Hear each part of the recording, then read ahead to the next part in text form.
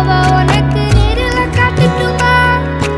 சின்னுக்கு பிடிச்ச எல்லா இனிப்பும் சாப்பிட தரட்டுமா? அந்த அறிவிப்பால் அன்ப தருவாளே, சின்ன அறிவிப்பும் இன்று சுடுவாளே. நீயும் தும்மிடிடி தும்மிடிடி ஆயுசு நூறாக, என் உயிர் உன்னோட பத்திர சொத்தாக.